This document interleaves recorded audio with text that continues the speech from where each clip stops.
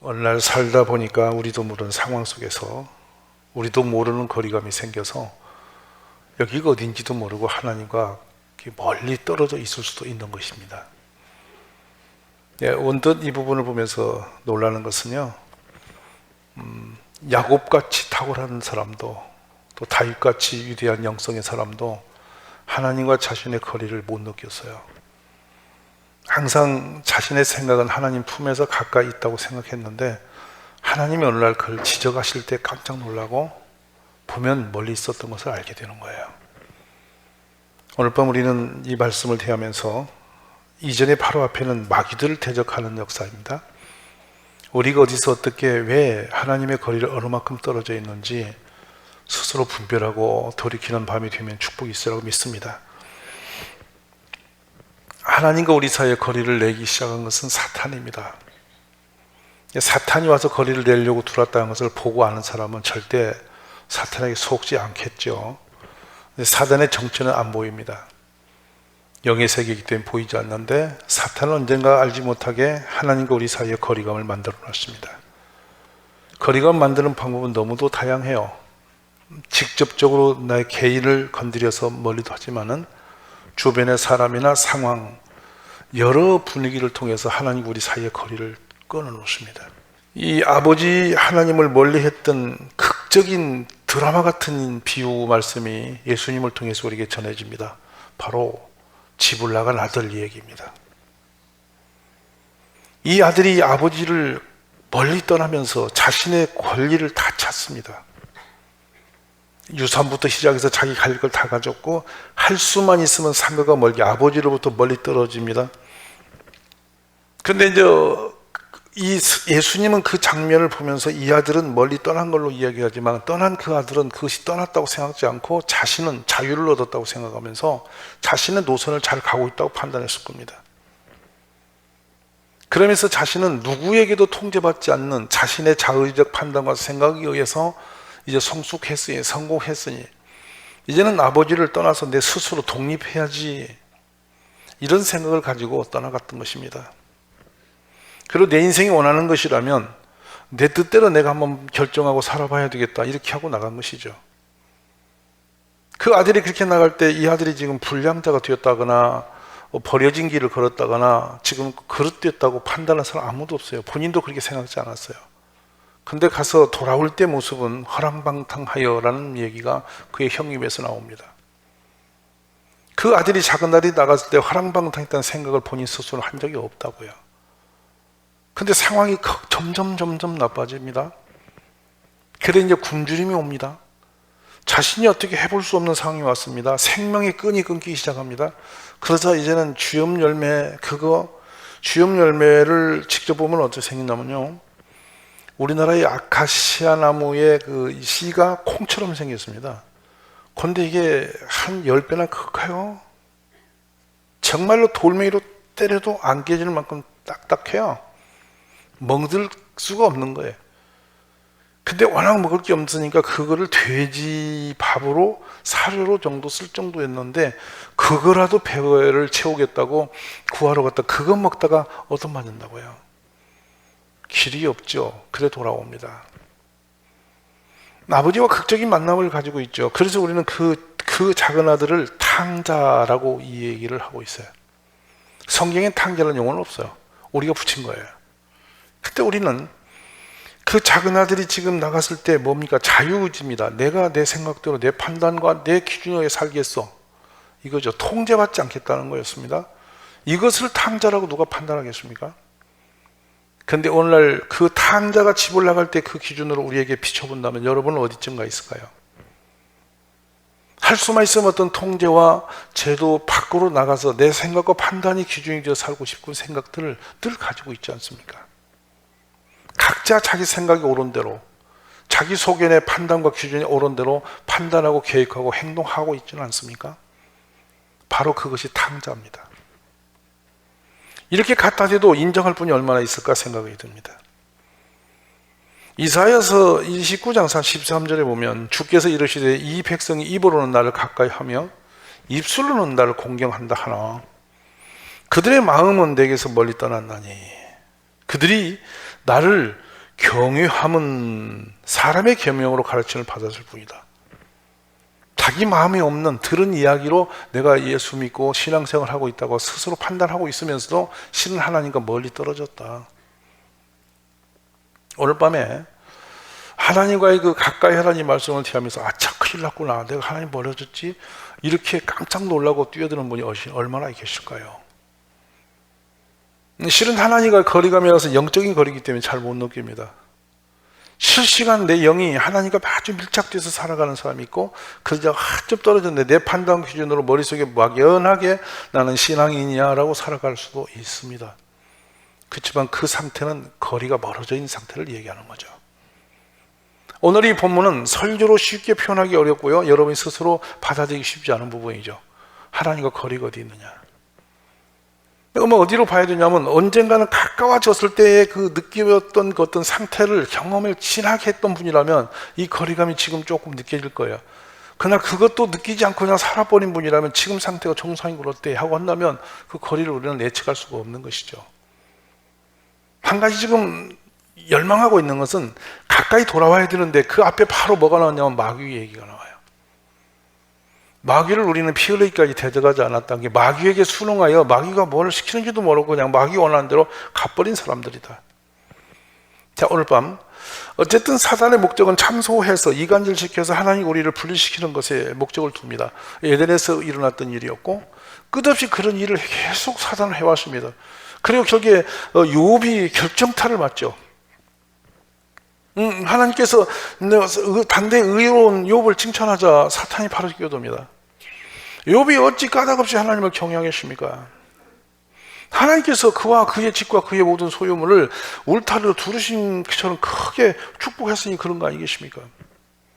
그래서 그가 주었던, 하나님이 주었던 모든 걸 때려 없애버리면 그가 틀림없이 하나님을 욕하고 뒤집어질 사람이죠. 저 사람이 지금 정상적 믿음이라고 생각합니까? 이렇게 이간합니다. 하나님 그래서 그렇게 네가 그러면 한번 해볼래라고 허용해서 욥은 초토화가 되어버렸습니다. 다 기억나십니까? 욥이 그렇게 당할 줄 누가 꿈인도 생각했어요. 사탄은 이와 같이 다양한 방법으로 우리와 하나님의 사이에 끼어들어서 우리를 이간하면서 멀리 떨어뜨립니다. 우리 형제들을 참수하던 자, 곧 우리 하나님 앞에서 밤낮 참수하던 자가 쫓겨났고, 계시록 12장 10절입니다. 이 참소는 사탄이 직접 하는 게 아니라 우리 입술을 통해서, 우리 가운데도 조금 재력이 있거나 조금 인정받을 만한 사람의 입술을 통해서 우리를 이간시키고 하나님과 우리 사이를 참소할 수 있습니다. 참수의 극적인 드라마는 다니엘을 통해서 우리가 봅니다. 다니엘이 인정받고 나라의 통치의 세력에 들어가자 거기 있던 모든 방백들이 힘을 합쳐서 다니엘 한 사람을 치워 없애려고 법을, 금령을 만들어 놓고 결국에 사자굴에 집어넣어 버립니다.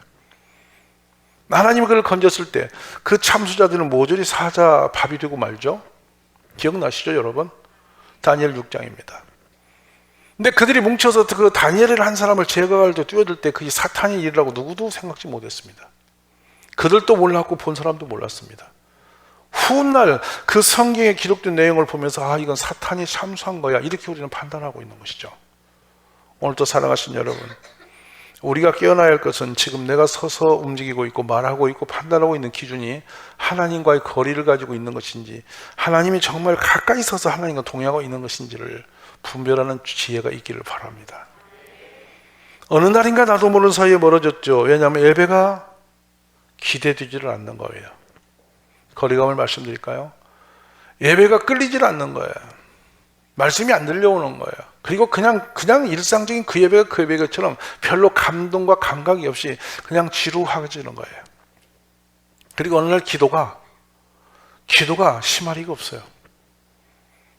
하나님이 직접 들으실 거라는 것은 이렇게, 여러분 이렇게 표현해야 돼요. 죄송합니다. 비유는 해서 안 될 부분이지만은, 연애 시절에는 말이죠, 내용이 있든 없든 그냥 서로가 근접거리에 없어도 상관없이 계속 뭔가 대화가 계속 되거든요. 아무런 역사적 사명이 없어요. 근데 대화를 계속해요. 그리고 시간 가는 줄 몰라요. 근데 어느 날 변절되고 나니까요, 한마디 말을 들어보려고 여보 뭐 어디 갔다 왔어? 됐어. 말이 끊겨요. 그리고 귀찮게 여겨요. 용건만 들으라고 하라고 그러고. 이렇게 벌써 사람끼리도 거리가 멀어지면, 가까이 서 있지만 거리가 멀어지면 대화가 멀어지고 끊기는 거예요. 그리고 귀찮아지는 거예요. 하나님 우리 관계 기도도 그렇거든요.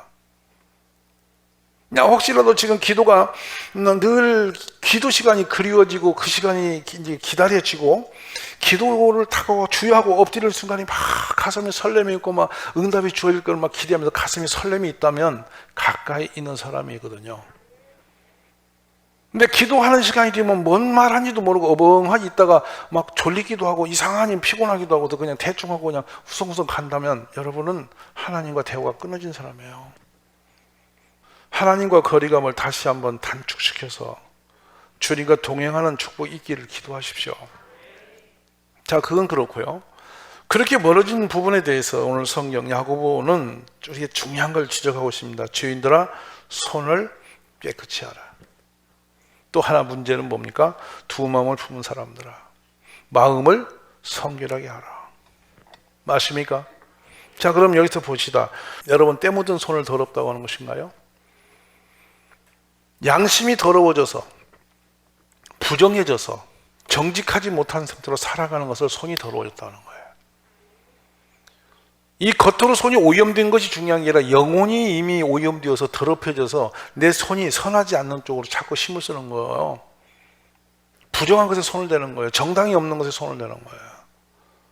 근데 그게 더러운 것인지 선한 것인지 모르고 자꾸 딴짓을 하는 거죠. 그래서 하나님이 지금 우리에게 지적하시는 겁니다. 죄인들아, 네 손을 깨끗이 해라. 두 마음을 품은 자들아, 마음을 성결하게 하라. 언제 두 마음 품었단 말이지? 이겁니다. 형제의 궁핍한 모습을 보면서 말로는, 생각으로는 이거 좀 불쌍하다, 뭘 줘야 하는데 이제 자기 주머니는 안 꺼내요.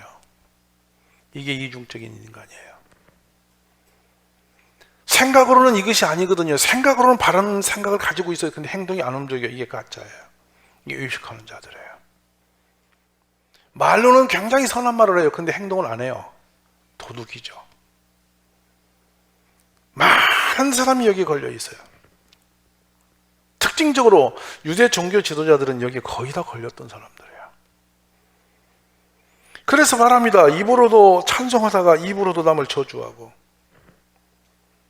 금방 형제어 해놓고 뒤에 가서 뒤숭수 치고 앞에서는 착한 척 해놓고 뒤에 가서 딴소리하고 정말 앞에서는 하나님을 위하고 교회를 위한 척 하면서도 뒤에 가서는 교회를 해파하고 업어뜨리고 앞에서는 사람을 존경하는 척 하지만 뒤에 가서는 사람을 까뭉개고 이중적으로 얼마든지 우리는 역사를 하고 있습니다. 그것은 바로 지금 더럽혀진 사람의 모습입니다. 우리의 입술이, 우리의 마음이, 우리의 영이 이렇게 더럽히지 않기를 기도하십시오. 여호와의 산에 오를 자가 누구며 그의 거룩한 곳에 설 자가 누군가. 그 손이 깨끗하며 마음이 청결하며 뜻을 허탄한 데 두지 않으며 거짓 맹세치 않으냐 하는 자로다 그랬습니다. 마음이 깨끗해야 손이 깨끗해지죠. 영이 거룩해야 삶도 거룩해지죠. 간단한 것이에요. 유선의 옷을 벗는 축복이 있기를 바랍니다. 가면을 뒤집어 쓴 채로, 착한 가면을 뒤집어 쓴 채로 속으로 음흉해져서 교회를 생각하는 척하고 형제를 생각하는 척하면서 이간질을 퍼붓고 다니는 사람도 흔히 많습니다. 그 발걸음이 늘 선한 곳에 서지 못하고 먼지 뒤틀린 길을 계속 걸어가면서 그것이 주를 위해서 한다고 생각합니다. 바울이 깨닫지 못했을 때에 하나님을 위한다고 하면서 사람을 죽이는 살인자의 길에 섰던 것과 동일한 것입니다. 깨달아지기를 기도합니다. 자, 여러분, 그러면 정말 중요한 것으로 갑니다. 결론입니다. 하나님께 가까이 다가가는 길이 뭘까? 이 하나님을 가까이 하다는 용어가 엥기조라는 헬라 용어인데요. 이것은 예배를 상징하는 언어였습니다. 하나님을 제일 가까이 하는 수단 방법은 예배입니다. 예배는 영적 입맞춤이죠. 그 입맞춤이라는 게 뭡니까? 가장 가까운 신뢰가 되는 사람만 입맞추고, 엄마가 얘기하고 입맞추고 부부가 입맞출 수 있습니다. 근데 봅시다. 이웃집 아저씨하고 아줌마가 길 가다 같이 입맞춥니다. 우리 한국 정서로 정상이겠습니까? 입맞춤만 아무도 하는 게 아닙니다. 영적인 입맞춤의 상태가 예배예요. 하나님과 우리의 입맞춤이라는 겁니다. 이 부부의 관계로 하나님은 연결하신 건데, 예배야말로 가장 하나님께 가까이 가는 행위입니다. 근데 예배당에 앉아서 멀어진 사람이 많다는 거, 이것이 문제인 겁니다. 이게 가장 심각한 거죠. 그래서 예물을 들고 왔는데 그 예물이, 주님이 심지어 이런 표현합니다. 지겹다는 용어를 쓰십니다. 살찐 짐승을 가져오는 게 있는데 지겨우니 누가 내 성전문을 닫아버릴 적 없느냐. 왜냐하면 마음은 멀어졌고 마당에 발은, 몸은 들어왔는데 생각은 저쪽에 가 있는 상태입니다. 오늘 이렇게 이중적으로 멀어진 우리들이 회개하고 돌아오는 축복이 있기를 기도하십시오. 하나님을 사랑하는 사람보다 더 복 있는 사람 없습니다, 여러분. 이해되십니까? 힘 있고 능력 있는 그 사람과 진짜 사랑의 관계가 된다면요, 그분의 모든 게 내 것이기 때문에, 그래서 그 열망하는 사람이 많지 않습니까? 이 관계를 여러분은 안 누려본 것 같아요. 얼굴이 생동해. 굉장히 중요한 영적인 의미입니다, 이거 여러분. 근데 그렇게 사랑했던 부부도 사랑이 식어져서 이혼하니 뭐니 시작이 되면 그때부터 제일 먼저 뛰어드는 게, 법정에서 딱 뛰어들면 뭐가 나오냐면 동계산 되기 시작하죠.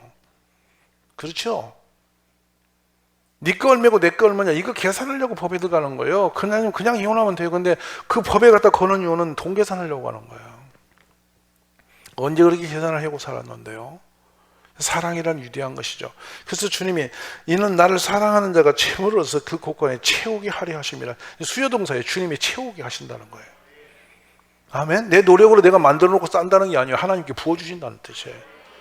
오늘 주를 가까이 하심이 복인 줄 믿으시기 바랍니다. 그래, 가까이 가는 방법을 설명하십니다. 요엘서 2장 13절인데요. 너희는 옷을 찢지 말고 마음을 찢고 너희 하나님 여호와께로 돌아올지어다. 자, 여기서 그러면 거리가 어떻게 생기는지를 제가 한 성경을 대면서 마치기를 원합니다. 여호수아서 7장을 기억하십니까? 거기는 누가 나냐면 아간이 나옵니다. 그때 주인공은 누구냐면 여호수아입니다. 전투를 합니다. 아이성이 들어가죠. 아이성 전투는 간단한 전투입니다. 여리고 싸움에 비하면 그 싸움도 아닙니다. 그래서 일부 숫자, 적은 숫자 한 3천여 명 데려가서 붙으라고 보냈습니다. 그런데 돌아가서 완벽하게 실패를 합니다. 하나님과 이스라엘 백성 사이에 거리가 생긴 겁니다. 나중에 이 장면을 깨는 장면이 나옵니다. 그 6절에 보면 어떻게 했냐면 여호수아가 옷을 찢고 이스라엘 장로와 함께 여호와의 궤 앞에서 땅에 엎드려요. 머리에 티끌을 뒤집어 쓰고 저물도록 엎드렸더라. 그러면서 슬프도소이다. 주 여호와여 어찌하여 이 백성을 인도하여 요단을 건너게 하시고 우리를 아무리 사람의 손에 넘겨 멸망시키려 하셨나이까. 우리가 요단 저쪽을 만족하게 여겨 거주하였던 좋았을 뻔했습니다. 이렇게 말합니다. 그때 하나님께서 여호수아에게 말씀하십니다. 일어나라. 어찌해서 이렇게 엎드려 있냐. 이스라엘이 범죄하여 내가 그들에게 명령한 나의 언약을 어겼으며 또한 그들이 온전히 바친 물건을 가져가고 도둑질했고 속이고 그것을 그들의 물건들 가운데 숨고 두었느니라. 그래서 그런 기지. 깜짝 놀랐습니다. 아무도 도둑질한 사람이 없는 것처럼 숨겼어요. 그런데 드러나죠. 그리고 그를 돌로 쳐 죽입니다. 그리고 나서 이스라엘 백성 하나의 관계가 회복이 됩니다. 노략질한 모든 물건을 전부 다 끌어냈습니다. 자, 여러분 이 장면을 잘 기억해야 됩니다. 정상적인 줄 알았습니다. 이거 훔칠 때도 그것이 그렇게 범죄의 세계가 되리라고 생각지도 않았습니다. 그래서 그런 말합니다. 위토 한 벌, 은 200세겔, 또 50세겔 되는 금덩이 하나를 탐내어서 가지다가 장막 땅속에 감췄습니다. 은은 그 밑에 있습니다. 간단해요. 노력한 거요. 승리해서 가져온 거예요. 전리품이에요. 전쟁에서 전리품 갖게 돼 있어요. 근데 그 이름이 하나님 거로 걸렸어요. 이게 문제된 거예요. 여러분, 우리들이 하나님의 이름으로 걸려있는 그거, 정상적으로 그냥 괜찮자고 손을 댈 수 있는 확률은 엄청 높습니다. 근데 이것이 하나님 보시기엔 도둑질인 거예요. 무서운 일이에요, 여러분. 우리 이 부분을 깨닫는 축복이 있어야 돼요. 사느립이 유업하고 편지를 보낼 때 히스기야 왕이 한 게 뭔지 아십니까? 히스기야는 그 당시까지 크게 본인이 어떤 잘못인데 그것 때문에 없다고 판단하고 우리도 그렇게 봐요. 근데 히스기야는 뜻밖에도 이사야 37장 1절에 보면 히스기야 왕이 그 편지를 듣고 소식을 듣고 놀랐으니 자기 옷을 찢고 굵은 베옷을 입고 여호와의 전으로 들어가서 엎드려 버립니다. 회개를 시작해요. 근데 회개가 진짜 됩니다. 그 하나님이 응답을 내리십니다. 사랑하는 여러분, 회개거리 없는 것처럼 생각하는 사람이 큰 죄인이에요. 한번 고백해 볼까요? 회개할 수 있는 은혜 주옵소서. 죄를 못 깨닫는 것보다 무서운 형벌이 없다고요. 분명히 죄인인데 죄인이 아닌 것처럼 사는 것이 무서운 죄라고요. 우리 하나님 앞에 이 말씀을 새겨 듣는 지혜가 있기를 저는 원합니다. 겉으로 드러난 죄보다 숨겨진 죄가 더 무서운 거라고요. 여러분, 우리는 종종 그런 판단하지 않습니까? 간음이 현장에 잡혀온 여자를 어마어마하게 우리는 더러운 여자라고 봅니다. 사마리아에서 물동이고 그 나무를 숨어다니는 물긴 여자를 아주 혐오스럽게 봅니다. 더구나 세리들을 볼 때는 아주 그런 국가적인 민족적인 그 이단으로 우리는 봅니다. 근데 예수님은 그들을 품어버립니다. 그러면서 누구를 정죄하느냐 하면 바리새인과 서기관들을 지웅하듯이 주님은 독사의 뱀들의 자식들이라고 말씀합니다. 이유가 뭐였습니까? 세리는 주의 전에 들어와서 나같이 천하고 나같이 악한 주인이 어디 있느냐고 손들고 회심하고 자신을 봅니다. 죄를 봅니다. 그 사람은. 근데 바리새인 서기관은 자기 죄가 없다는 겁니다. 나는 근처에 12줄까지 박히는 정당한 의인이라고 생각하고 들어옵니다. 그래서 그는 하나님의 응답을 안 합니다. 왜? 스스로 착각한 거죠. 기준이 내 기준이 아니라 하나님의 기준이 된단 말이죠. 이 부분 저는 여러분이나 자유자가 아무도 없습니다.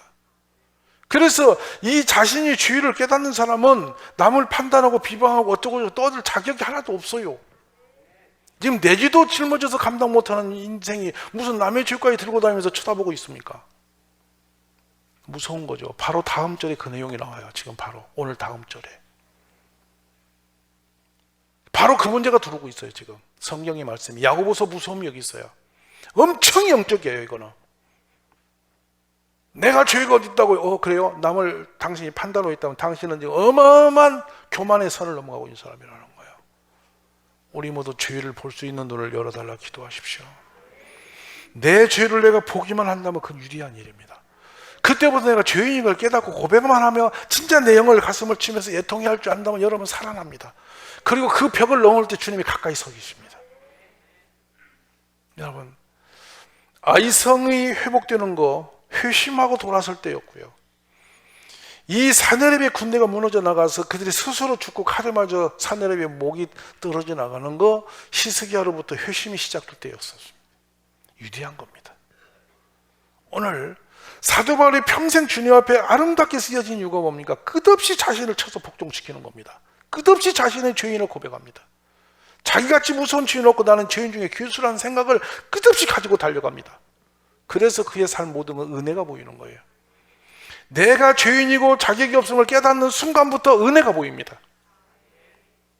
그 은혜가 보이는 사람이라야 주님 가까이 서 있게 되는 것이죠. 오늘 이 밤에 우리들이 이런 놀라운 은혜의 역사를 경험하고 고백하고 삶으로 체험할 수 있는 우리 지혜자들이 되시기를 주의 이름으로 축복합니다. 우리가 그러면 끝을 맺는 것은요, 내가 죄를 못 깨닫는 것은 교만의 오만한 자리에 앉았기 때문입니다. 남을 정죄하거나 판단하고 남의 죄는 보지만 지 죄를 보지 못하는 오만한 자입니다. 그래서 복 있는 사람은 오만한 자의 자리에 앉지 아니하고. 아멘이십니까? 그 자리에서 내려오시기를 기도하십시오. 오늘 밤에 기도 한번 하십시다. 하나님, 오만한 자의 자리에서 제가 내려오게 하옵소서. 계속 그걸 쳐서 오만한 자리에 서지 않도록 계속 고백할 때 주님이 다가오셔서 우리의 영혼을 만져주실 줄로 믿습니다.